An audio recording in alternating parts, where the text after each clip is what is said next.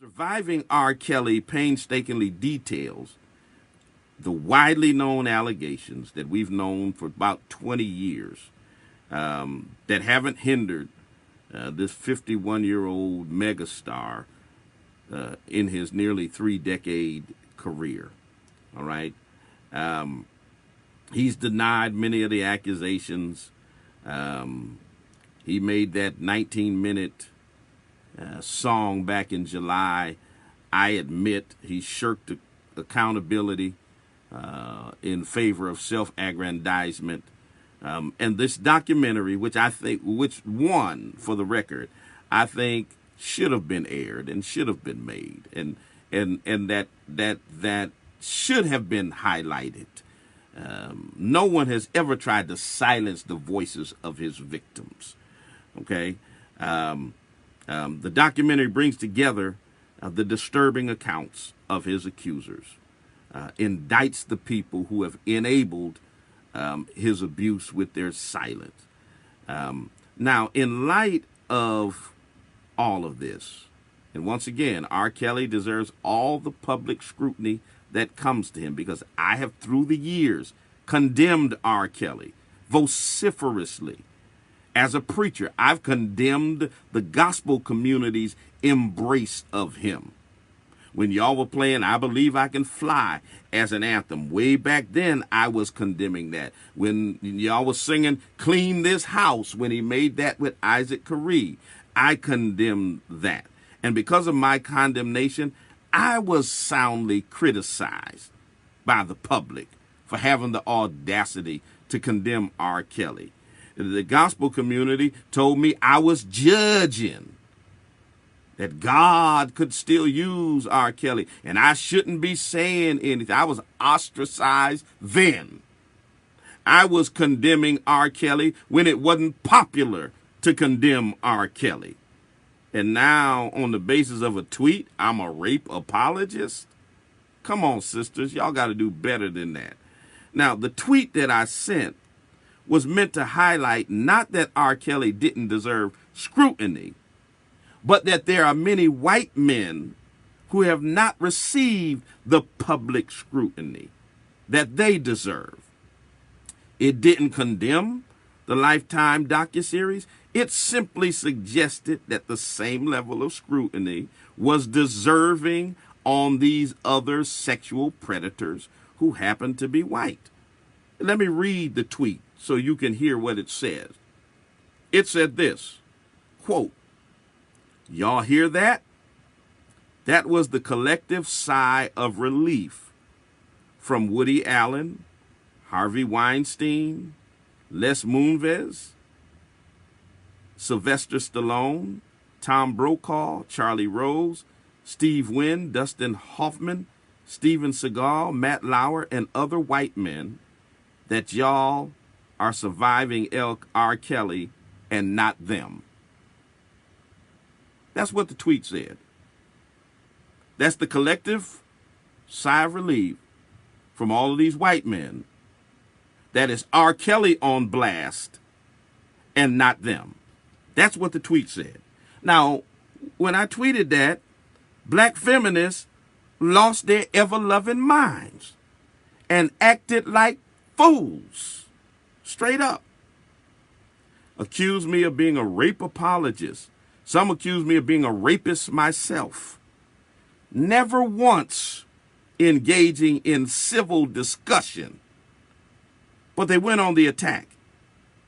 And here's the interesting thing, is these are professional women who acted like plumb fools.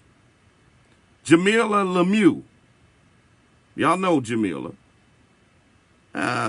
columnist, editor, vice president of news, and ironically men's programming for Interactive One, part of Radio One. Used to be an editor at Ebony, contributor at Essence. She was actually in the docuseries. She's the one who interviewed Chance the Rapper in the last episode. She took offense and came at me. As she tweeted, you hear that? It's a faith, quote unquote, leader who represents the absolute worst the church has to offer. black pseudo-nationalism that disregards the humanity of black women and girls in its attempt to recreate black men in the image of the only God they actually serve, the white man. So now I serve the white man and I disregard black women. And you heard the tweet that I sent, which simply said that white predators were breathing a sigh of relief because it was R. Kelly on blast instead of them. She got out of that I was disregarding black women and that I served the white man. This is Jamilah Lemieux, and this isn't the first time she's decided to come at me for whatever reason. I don't know her from a can of paint. I just know that, she has a problem with me for whatever reason. And so what she did was she sent her posse to attack me. And all these black feminists who claim to be so concerned with black women and girls went on the attack. And it was ugly. It was nasty. It was vicious. They didn't seek clarity. They didn't ask Bishop, what do you mean by your tweet? They didn't attempt to engage in dialogue. They attacked in the most vitriolic way imaginable. Educated women. Instead of saying, I beg your pardon, Bishop, and engage in dialogue, they dropped F-bombs. F you. Dirty nigga, ashy nigga, dusty nigga, rape apologist. I ain't never been called ashy so much in my life, and I put lotion on every morning. Okay? I mean, rabid attackers. And see, I could have easily respected their, whatever their issue was, in a conversation. But to simply, come at a brother. And some of these sisters, I'm old enough to be their daddy. So the whole respect factor, that to respect a man is out the door, long been out the door. To respect your elders is out the door with this generation. It's crazy. Good morning, caller. You're on the air. Yeah, good morning, Mr. Swan. Bishop Swan, can I be the first to jump to your defense? Go right ahead. And say that you certainly do not serve the white man at all. And you've been absolutely 100% accurate, not only on this issue, you've also been very consistent on this issue. So I don't feel you have to come out here and defend yourself to everybody, especially for people who do not know your track record. And I want to say that this morning. All right, I appreciate you. Thank you for your call. I got to move out the way. James is in the studio, but let me just finish this up. Clarkisha Kent, who writes for The Root, The Huffington Post, Essence, came to my timeline with this to say. Educated sister, young sister, writes good stuff, and we could have engaged in dialogue. I would have had no problem with that. But this is how the sister came out the side of her neck. F you, you effing rape apologist. You're showing your dusty cankles. Really? Really? I blocked her and said that I wouldn't tolerate that kind of neck-rolling, hood rat tomfoolery. Because that's exactly what I think it is. That's exactly what I picture. When you come to my timeline with F you, F you. And that prompted more so-called professional, so-called notable black women to attack even uglier. Clarkisha went on to call me bitch maid, accused me of misogynoir, said I was trying to malign, abuse, and slander her. Now, keep in mind, these women are all about protecting women and girls, yet they were viciously attacking a black man with a wife, daughters, granddaughters, many other women within his sphere of influence who were potentially watching this ugly and unnecessary vitriolic attack on their husband, father, grandfather, pastor. And these women are supposed to be examples to my granddaughters. Y'all supposed to be examples to my granddaughters, but they could have cared less what potential impact or trauma it may have had on the women, young women, and little girls that are attached to me or who were watching them.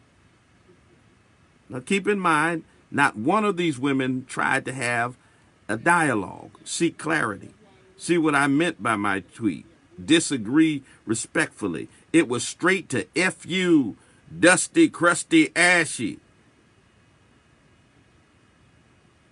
Kelly Terrell writes for The Root, Teen Vogue, Vogue magazine. Her initial tweet to me said, F you, sir. No one gives two F's if they're blocked by you.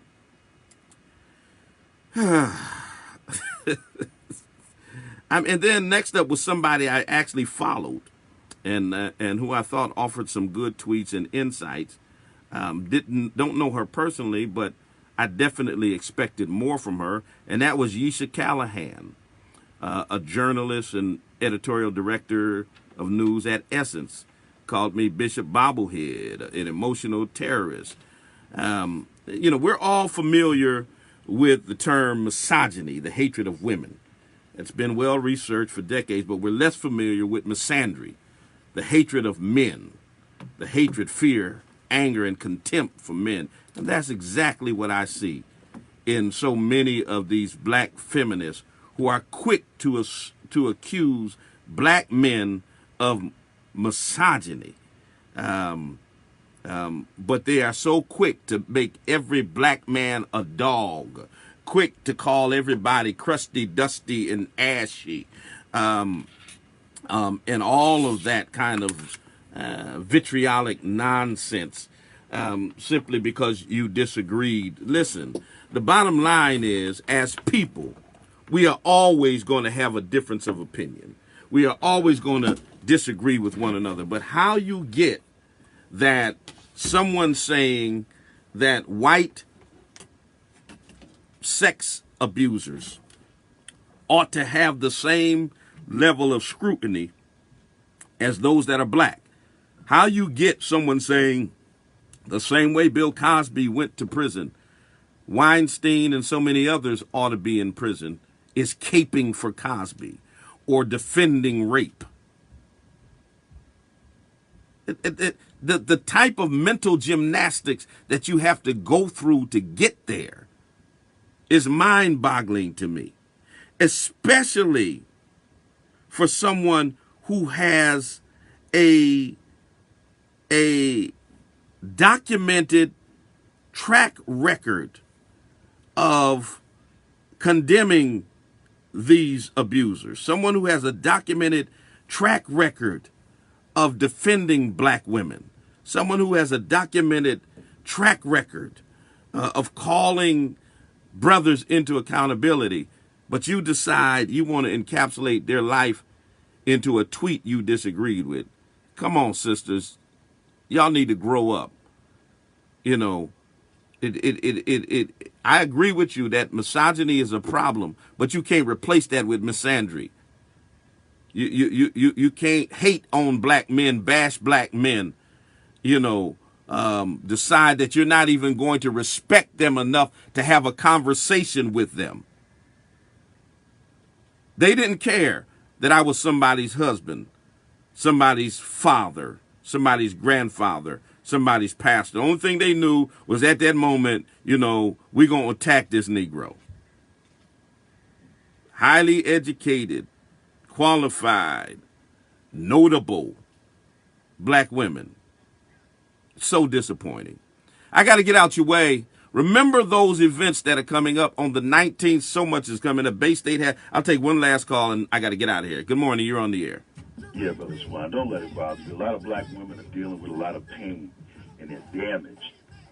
So that type of attack is not, a lot of it's not directly at you. It's what they've been through in their life.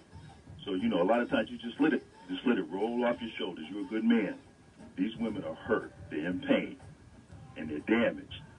And, they need counseling, but they don't realize it. They could be professional women, well-educated, doesn't matter. They got a lot of dark demons in them. And a lot of times it just takes a little something for those demons to come out and they get set off, and that's kind of what you were dealing with. So don't let it bother you, brother. Just let it roll and keep it moving. All right. Appreciate your call, brother.